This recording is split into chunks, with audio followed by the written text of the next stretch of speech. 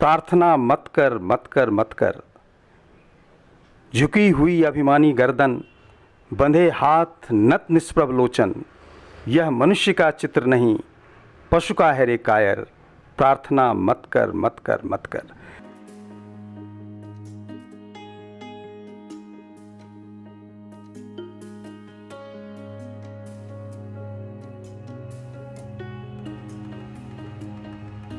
नमस्कार, मैं आपका दोस्त गौरव कुमार पाठक। आप देख रहे हैं केवी स्टूडियो का खास कार्यक्रम कहता बेगूसराय बढ़ता बेगूसराय।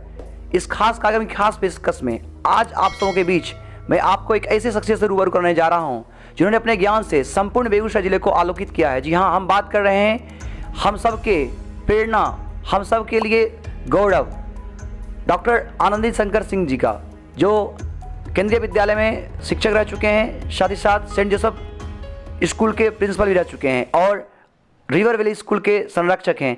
आइए इनसे मिलते हैं और इनके आशीर्वचन लेते हैं। नमस्कार सर, केवी स्टूडियो की ओर से आपका बहुत बहुत स्वागत है। और मैं चाहूँगा कि ऐसे तो सर सब आपको जानता है, फिर भी मैं चाहूँगा हमारे दर्शकों के लिए अपने परिचय आप यहाँ से साझा करें। मैं मूलतः एक शिक्षक हूँ। मैं केंद्रीय विद्यालय संगठन में पीजी इंग्लिश के रूप में कार्यरत था। मुझे करीब 8 स्कूलों में काम करने का मौका मिला। ये स्कूल 4 विभिन्न प्रदेशों में स्थित हैं: झारखंड, बिहार, मध्य प्रदेश, उत्तर प्रदेश। सेवानिवृत्ति के बाद मैं करीब 2-2.5 वर्षों तक बेगूसराय में सेंट जोसेफ पब्लिक स्कूल का प्रिंसिपल रहा और उसके बाद करीब 3.5 वर्षों तक रिवर वैली स्कूल में एकेडमिक डायरेक्टर के रूप में काम किया। संप्रति मैं घर में रिटायर्ड लाइफ लीड कर रहा हूँ। यही मेरा परिचय है। अच्छा सर, आपने जो पहले की शिक्षा देखी है और आज की जो शिक्षा देखी है, इसको आप कैसे देखते हैं? दोनों में आकाश पाताल का फ़र्क है। हम लोग जिस परिवेश में पले बढ़े, हम लोगों की शिक्षा दीक्षा जिस परिवेश में हुई और आज जिस परिवेश में हम बच्चों को शिक्षित कर रहे हैं, दोनों में बहुत फ़र्क है। हमें कौन सी व्यवस्था पसंद है ये तो डिबेट का विषय है, लेकिन मुझे आज भी वो पुराने दिन याद आते हैं जब किसी के दरवाजे पर लैंप की रोशनी में हम 5-7 बच्चे बैठकर पढ़ाई किया करते थे और हम लोगों की पढ़ाई बिल्कुल ढंग से होती थी। हम लोग हर मामले में स्वावलंबी थे, अपनों पर भरोसा करते थे, अपने पे भरोसा करते थे, अपने परिश्रम पे भरोसा करते थे। हमारे शिक्षक पूर्णतया समर्पित थे बच्चों के प्रति, शिक्षा के प्रति, स्कूल के प्रति। आज की तारीख में उस समर्पण की भावना का अभाव है। मैं शिक्षक हूँ, मैंने केंद्रीय विद्यालय में वर्षों काम किया है। मैं अपने अनुभव के आधार पर कह सकता हूँ कि जिस तरह के शिक्षक मुझे उपलब्ध थे स्कूल के दिनों में, कॉलेज के दिनों में, आज की तारीख में वैसे शिक्षकों की कमी है हर स्तर पे। सर, आपने देखा है जिस परिवेश में आपने आपका परवरिश हुआ, आपने अपनी पढ़ाई की, अपने संघर्ष, जीवन के संघर्ष को देखा, आज काफ़ी बदलाव आया है। लेकिन इन बदलाव के बावजूद भी जो हमारी गुणवत्ता होनी चाहिए शिक्षा की, उन गुणवत्ता में ह्रास हुआ है। आज जो बिहार अपने शिक्षा के लिए, गुणवत्ता के लिए जाना जाता था, कहीं ना कहीं अंतर्राष्ट्रीय स्तर पर इसे एक पहचान होती थी अपनी इसकी मेधा के लिए, आज संपूर्ण राष्ट्र में बिहार को शिक्षा में सबसे पिछड़ा देखा जा रहा है। देखिए, हम सिर्फ बिहार को ही क्यों बदनाम करें, संपूर्ण देश में शिक्षा की गुणवत्ता में कमी आई है। खास करके हिंदी भाषी प्रदेशों में। मुझे मध्य प्रदेश के स्कूलों में काम करने का मौका मिला, उत्तर प्रदेश के स्कूलों में काम करने का मौका मिला। मैं ये नहीं महसूस करता कि बिहार के बच्चे ही पीछे हैं। हम सब पीछे हैं, हम सब पीछे चल रहे हैं और जो शिक्षा की गुणवत्ता है उसमें ह्रास हो रहा है, इसमें कहीं कोई दो राय नहीं है। लेकिन सिर्फ बिहार को सिंगल आउट करना मुझे पसंद नहीं है। सर, पहले की जो शिक्षा होती थी वो मूल्य आधारित शिक्षा होती थी, उसमें अनुशासन होता था, उसमें आपको यूँ कहें कि आत्मनिर्भर बनाने की बात होती थी। जैसे गुरुकुल की शिक्षा होती थी, आपको जीवन के लिए तैयार करना होता था। लेकिन आज की जो शिक्षा है वो एक महज किताबी शिक्षा हो गई है। सर, क्या कहना चाहेंगे? देखिए, जो शिक्षा का मूल उद्देश्य है हम उससे भटक गए हैं।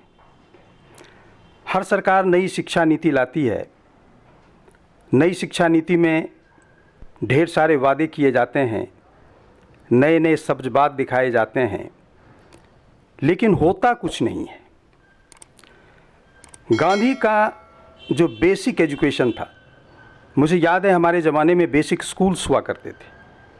जो गांधी का बेसिक एजुकेशन था, आज हम सब गांधी का नाम लेते हैं। हर पार्टी के लोग गांधी के नाम पे वोट मांगते हैं, हर पार्टी के लोग गांधी के राम राज्य की बात करते हैं, हर पार्टी के लोग शिक्षा में स्वावलंबन की बात करते हैं, आत्मनिर्भरता की बात करते हैं, लेकिन धरातल पे ऐसा कुछ होता नहीं। हमारे ऊपर अंग्रेजी इस कदर हॉबी हो गई है, हमारे ऊपर अंग्रेजियत इस कदर हॉबी हो गई है कि हम अपनी परंपरा से दूर हटते जा रहे हैं। और जब तक हम अपनी परंपरा को पहचानेंगे नहीं, जब तक हम अपनी परंपरा के अनुसार अपने बच्चों को शिक्षित नहीं करेंगे, हमें नहीं लगता इस संदर्भ में हमें कोई सफलता मिल पाएगी। सर, आपने बात की नई शिक्षा नीति की, तो अभी हाल ही में नई शिक्षा नीति लागू की गई है, तो इस नई शिक्षा नीति के परिप्रेक्ष्य में आप क्या कहना चाहेंगे? देखिए, हर सरकार नई शिक्षा नीति लाती है। नई शिक्षा नीति सरकार का एक विजन डॉक्यूमेंट होता है। यह कोई पार्लियामेंट द्वारा पारित एक्ट नहीं है, कानून नहीं है। सरकार के ऊपर इसे लागू करने की कोई बाध्यता नहीं है। ये जो नई शिक्षा नीति आई है, मेरे ख्याल से करीब 50 पन्नों का ये एक डॉक्यूमेंट है। मैंने सरसरी नज़र से इसे देखा है। हर शिक्षा नीति में ढेर सारी खूबियां हैं, क्योंकि शिक्षा नीति का निर्माण देश के नामचीन शिक्षाविदों के द्वारा होता है। गड़बड़ी तब शुरू होती है जब उसके कार्यान्वयन का सवाल उठता है। जो वर्तमान शिक्षा नीति है जिसे सरकार लाई है, जो विजन डॉक्यूमेंट सरकार ने पेश किया है, उसमें ढेर सारी अच्छाइयां हैं। मैं सरकार के इस कदम का स्वागत करता हूं, लेकिन मुझे शक है कि सरकार इसमें कामयाब होगी। जो सबसे अच्छी बात नई शिक्षा नीति में मुझे लगी वह यह है, सरकार ने वादा किया है कि प्राइमरी स्टेज तक हम बच्चों की पढ़ाई लिखाई उनकी मातृभाषा के माध्यम से करेंगे। अगर सरकार इसमें सफल होती है तो मेरे ख्याल से शिक्षा के क्षेत्र में ये एक क्रांतिकारी परिवर्तन होगा। आज की तारीख में जितने नए स्कूल खुल रहे हैं, आपने देखा होगा, सारे के सारे इंग्लिश मीडियम स्कूल्स हैं। कोई हिंदी मीडियम स्कूल क्यों नहीं खोलता? Nobody wants to go for Hindi medium school. हर कोई इंग्लिश मीडियम स्कूल के पीछे है। क्यों? सर, आपने बहुत बड़ी बात कही कि हिंदी लोगों को सुनता होगा, आपने भी सुना है कि मेरी अंग्रेजी अच्छी नहीं है, ऐसा कहते हुए गर्व महसूस होता है। लेकिन किसी को आपने ये कहते हुए नहीं सुना होगा कि मेरी हिंदी अच्छी नहीं है। हाँ, क्योंकि घर की मुर्गी दाल बराबर। हम सब यह मानकर बैठे हैं कि हम हिंदी में पंडित हैं। मैं आपसे हिंदी में बातें कर रहा हूँ, मुझे संकोच हो रहा है। I am not very sure about my language, क्योंकि मैं अंग्रेजी का शिक्षक रहा हूँ और पिछले 40-45 वर्षों से मैं अंग्रेजी पढ़ाते आ रहा हूँ, आज भी पढ़ा रहा हूँ। हिंदी मेरी मातृभाषा है, फिर भी मैं दावे के साथ नहीं कह सकता कि मेरी हिंदी सही है, हिंदी दुरुस्त है। तो यूँ मान लेना कि हम सब हिंदी में पारंगत हैं, ये आपकी मर्जी है। लेकिन आप कैसी हिंदी बोलते हैं,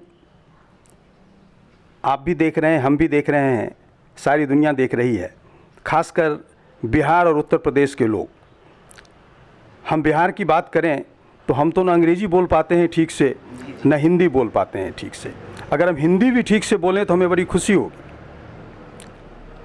हिंदी हमारी मातृभाषा है, लेकिन हम बोल नहीं पाते हैं। सर, मैं आपसे ये जानना चाहूँ, जैसे आपने अभी बात कही कि आप अंग्रेजी लगभग 30-40 साल से अंग्रेजी के शिक्षक के रूप में काम कर रहे हैं। सर, अंग्रेजी को लेकर जो हमारे समाज में जो डर पैदा है, खास करके छात्र छात्राओं में, उस डर को कैसे निकाला जाए? कैसे इस जिसकी बात आपने जिक्र भी की, अंग्रेजियत, इस अंग्रेजियत का डर समाज से कैसे हटाया जाए? देखिए, अंग्रेजी को लेकर हमने लोगों के मन में भय पैदा किया है।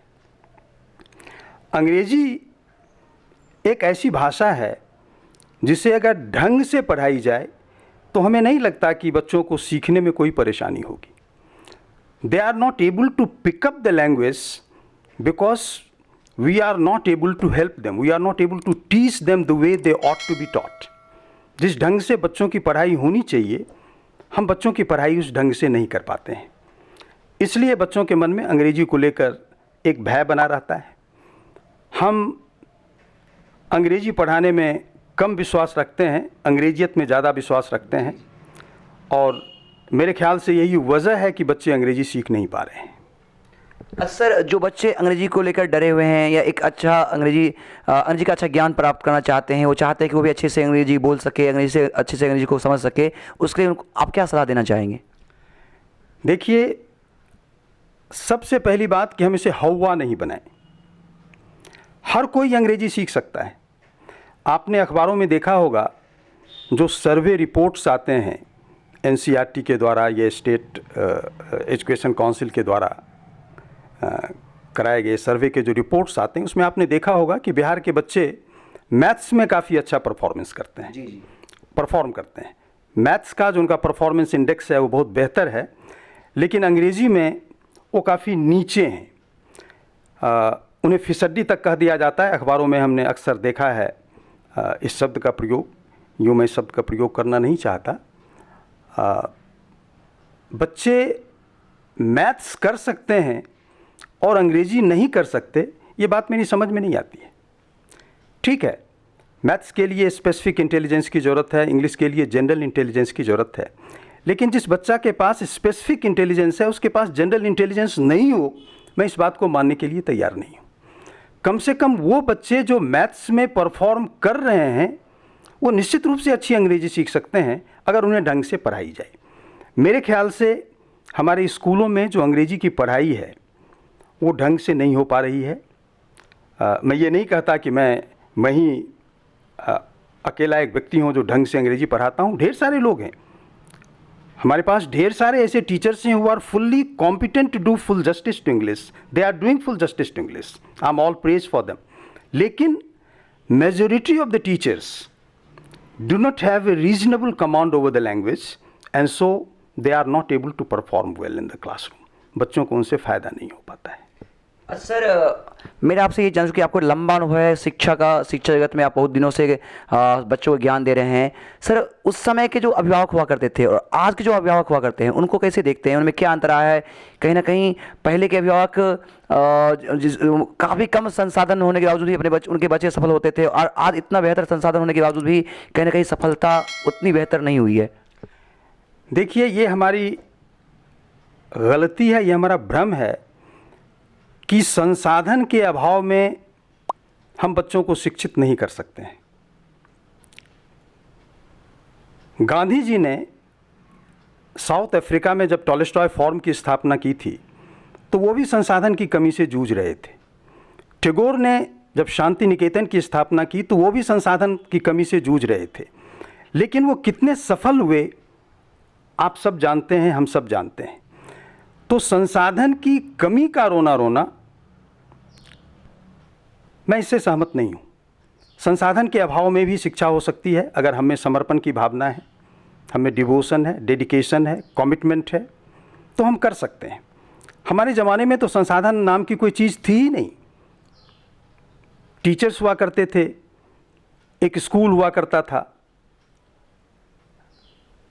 अगर हम उन स्कूलों की तुलना आज के इन स्कूल से करें, ये तो स्कूल नहीं, ये तो 5 स्टार होटल्स लगते हैं जो बड़े बड़े इंग्लिश मीडियम स्कूल्स हैं।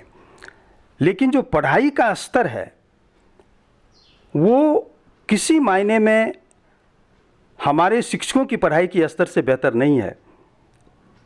मुझे इस बात को स्वीकार करने में थोड़ी भी झिझक नहीं है। सर, जो अभिभावक यहाँ से आपको सुन पा रहे हैं, उन अभिभावकों को मैंने पहले जिक्र किया कि पहले के जो अभिभावक थे उनको लेकर, अपने छात्रों को लेकर जो उनकी सोच थी, अपने बच्चों को लेकर जो सोच थी, काफ़ी बदलाव आया है। उनको आप क्या सजेस्ट करना चाहेंगे? आज के अभिभावक ओवर एम्बिशियस हैं। पहले के अभिभावक में एम्बिशन नाम की कोई चीज़ ही नहीं थी। वो स्कूल को ट्रस्ट करते थे, टीचर्स को ट्रस्ट करते थे और अपने बच्चों को वहाँ भेज देते थे। They never desired that their children be sent to Kota. आज के अभिभावक, चाहे उनके बच्चों में दमखम हो या न हो, वो सब के सब चाहते हैं कि उनके बच्चे IIT जाएं, वो सब के सब चाहते हैं उनके बच्चे IIM जाएं, वो सब के सब चाहते हैं कि उनके बच्चे इंजीनियर्स बने, डॉक्टर्स बने। तो ये ओवर एम्बिशियस होना अच्छी बात है, लेकिन ओवर एम्बिशियस होना ये बहुत बुरी बात है। और इस ओवर एम्बिशन की वजह से बच्चे तनावग्रस्त होते हैं, इस ओवर एम्बिशन की वजह से टीचर्स तनावग्रस्त होते हैं, इस ओवर एम्बिशन की वजह से पूरा का पूरा समाज तनावग्रस्त होता है। तो ये ओवर एम्बिशन अच्छी बात नहीं है। हमारा अप्रोच प्रैग्मेटिक होना चाहिए। हर बच्चा एक तरह का नहीं होता। हर बच्चे के परफॉर्मेंस को हमें अलग अलग ढंग से आंकना होगा, उसका अलग अलग ढंग से मूल्यांकन करना होगा और उनकी जो एबिलिटी है और उनकी जो चाहत है, एबिलिटी सब कुछ नहीं है।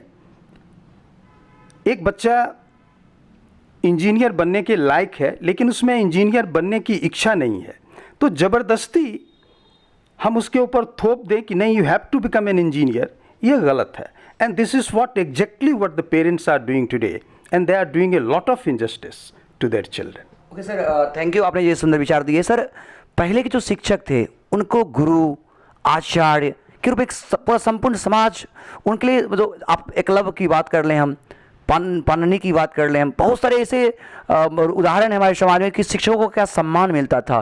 गुरु ब्रह्मा, गुरु विष्णु, गुरु देवा महेश्वर। लेकिन आज गुरु के लिए जो सोच है हमारी, किसी से छिपी हुई नहीं है। क्या कारण है सर, इस जो गुरु के प्रति जो श्रद्धा और समर्पण की जो भावना की कमी है, इसका क्या कारण है? कारण बिल्कुल स्पष्ट है। आज की तारीख में हम डिजर्व नहीं करते, इसलिए हमें सम्मान नहीं मिलता। आज की तारीख में हमारे ऊपर जो हमारा कॉमर्शियल इंस्टिंक्ट है वो हॉबी हो गया है।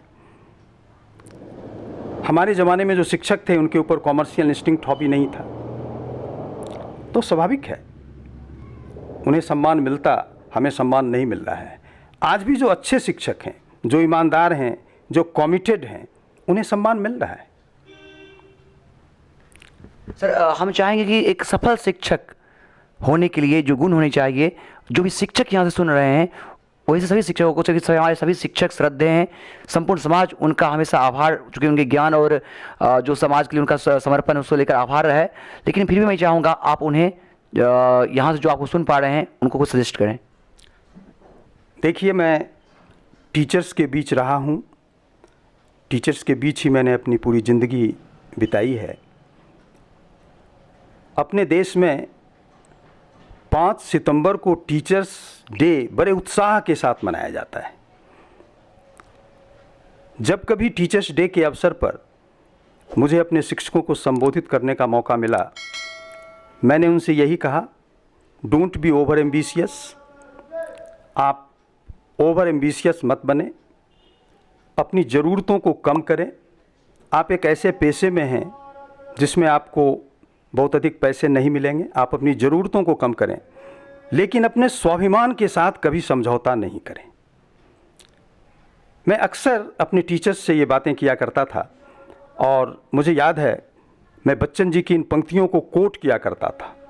आई must have quoted these lines of doctor Harbans Rai Bachchan hundreds of times while talking to my teachers in schools, in classrooms. प्रार्थना मत कर, मत कर, मत कर, झुकी हुई अभिमानी गर्दन, बंधे हाथ, नत निष्प्रभ लोचन, यह मनुष्य का चित्र नहीं, पशु का है रे कायर, प्रार्थना मत कर, मत कर, मत कर। जो टीचर अपने स्वाभिमान के साथ समझौता करता है वो कभी शिक्षक हो ही नहीं सकता। और आज की तारीख में मैंने देखा है टीचर्स को अपनी रोजी रोटी के लिए समझौता करते हुए, टीचर्स को अपनी नौकरी के लिए समझौता करते हुए, I don't feel they are teachers and they can never do justice to their children. वो इस पेशे में है चूँकि उन्हें कहीं नौकरी नहीं मिली है, उनके पास रोटी कमाने का दूसरा कोई जरिया नहीं है। सर, आपने अभिभावकों को भी सजेस्ट किया, शिक्षकों को भी आपने मार्गदर्शन किया, चूँकि छात्र हमारे समाज के कर्णधार हैं, कल के भविष्य हैं। और चूँकि आप भी जान रहे हो कि आज जो भटकाव आया है, कहीं ना कहीं उद्देश्यहीन शिक्षा और इनके सपने हो गए हैं, तो कैसे ये सफल हो, कैसे संपूर्ण समाज और राष्ट्र के कल्याण में इनकी भागीदारी हो, वो सुनने वाले तमाम छात्रों को कैसे आप मार्गदर्शन करेंगे? हम चाहेंगे उनके जीवन के लिए आप अपने प्रेरक मार्गदर्शन करें। देखिए, जहाँ तक मेरा अनुभव है, आज भी ऐसे बच्चों की कमी नहीं है जो अपनी पढ़ाई के प्रति पूरी तरह समर्पित हों। ढेर सारे स्टूडेंट्स हैं जो अपनी पढ़ाई के प्रति पूरी तरह समर्पित हैं। उन्हें अच्छे संस्थान की ज़रूरत है, अच्छे शिक्षक की ज़रूरत है, अच्छे अभिभावक की ज़रूरत है, अच्छे समाज की ज़रूरत है। अगर अच्छे शिक्षक मिलते हैं, आपने अभी मुझसे कहा कि आज की तारीख में बच्चों का टीचर्स के प्रति वो सम्मान नहीं है जो कभी किसी ज़माने में हुआ करता था। आपने बिल्कुल सही कहा है, लेकिन आज भी ऐसे बच्चे और ऐसे टीचर्स हैं जिन्हें उतना सम्मान मिल रहा है जितना सम्मान कभी किसी ज़माने में टीचर्स को मिला करता था। मैं पिछले 35-40 वर्षों से इस पेशे में हूँ। ये इंटरनेट, फेसबुक, ये तो आज आया है। हमने आज से 30-35 साल पहले जिसे पढ़ाया था, रामगढ़ कैंट में, घाटशिला में, यूपी के सिंगरौली शक्तिनगर में, जो बच्चे हमसे बिल्कुल कटे हुए थे, इंटरनेट की वजह से नंबर खोज के वो बच्चे आज हमसे संपर्क स्थापित कर रहे हैं। हमारे फेसबुक पे हंड्रेड्स की संख्या में ऐसे स्टूडेंट्स हैं जो फॉरेन कंट्रीज़ में सेटल्ड हैं। हमें उनके बारे में कोई जानकारी नहीं थी। फॉरेन कंट्रीज़ में सेटल्ड हैं, यूएस में, यूके में, कनाडा में, और उन्हें इतनी खुशी होती है बात करके। वो जब बात करते हैं तो कोशिश करते हैं मुझे याद दिलाने का कि सर मैं अमुक स्कूल में अमुक क्लास में पढ़ता था, ये बच्चे हमारे क्लासमेट्स हुआ करते थे, आप ये सब्जेक्ट पढ़ाया करते थे, आपने ये पढ़ाया, मुझे अभी भी याद है। तो मैं कैसे कहूँ कि बच्चों का जो शिक्षक के प्रति सम्मान था वो समाप्त हो गया? मैं ये नहीं कहता। अच्छा, सफलता के लिए, चूंकि उनकी सफलता के लिए आपके क्या मूल मंत्र हैं? देखिए, मैंने पहले कहा कि आपका अप्रोच प्रैग्मेटिक होना चाहिए। आप ओवर एम्बिशियस मत बने। अगर आप ओवर एम्बिशियस होंगे, आप स्टैंड लाइफ लीड करेंगे, और अगर आप स्टैंड लाइफ लीड करेंगे तो फिर आप कहीं पहुंच नहीं पाएंगे। आप अपने आप को एसेस करें, आप कितने पानी में हैं, आप कहाँ तक पहुंच सकते हैं, और मेहनत करें। सर, निजी शिक्षण संस्थान को लेकर समाज की जो सोच है काफ़ी नकारात्मकता भरी हुई है, इसको लेकर सर आपके क्या विचार हैं? देखिए, समाज की सोच तो शिक्षा को लेकर ही बिल्कुल नेगेटिव है, क्योंकि हम बहुत अच्छा परफॉर्म नहीं कर पा रहे हैं। चाहे गवर्नमेंट स्कूल्स हो, प्राइवेट स्कूल्स हो। जो प्राइवेट स्कूल्स हैं वो 2-3 श्रेणी में आते हैं। ए ग्रेड पब्लिक स्कूल्स, जो ब्रांडेड स्कूल्स हैं, उनकी शिक्षा क्वालिटेटिव है, इसमें कहीं कोई दो राय नहीं, लेकिन वो इतना पैसा वसूलते हैं फ़ी के रूप में कि आम आदमी के लिए संभव नहीं है कि अपने बच्चे का दाखिला वहाँ करा सके। आप दिल्ली के किसी पब्लिक स्कूल में चले जाएं, नर्सरी और क्लास 1 में बच्चे को पढ़ाने के लिए आपको 10,000 रुपीज़ फ़ी पे करना पड़ेगा। इसके अलावा ट्रांसपोर्ट चार्जेस और भी जो दुनिया भर के चार्जेस हैं वो देने होंगे। छोटे शहरों में भी जो स्कूल्स हैं उनमें फ़ी उतना ज़्यादा नहीं है, लेकिन जो एजुकेशन की क्वालिटी है मैं उससे बिल्कुल संतुष्ट नहीं हूँ।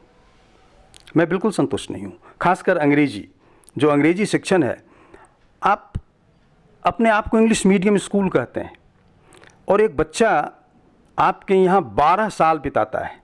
ही gets admitted to class 1 and in stage with you for 12 years. 12 साल के बाद भी अगर वो अंग्रेजी नहीं सीख पाता है तो फिर किसका दोष है? ठीक है, आप अपनी इस असफलता को कैमोफ्लेज करने का प्रयास करेंगे। आप कहेंगे कि इन बच्चों का जो सोशियो इकोनॉमिक बैकग्राउंड है वो बहुत ही पुअर है, अंग्रेजी हर किसी की भाषा नहीं है। आज की तारीख में जो इंग्लिश टीचर्स हैं, they suffer from a kind of superiority complex. They often utter these platitudes. English is not meant for every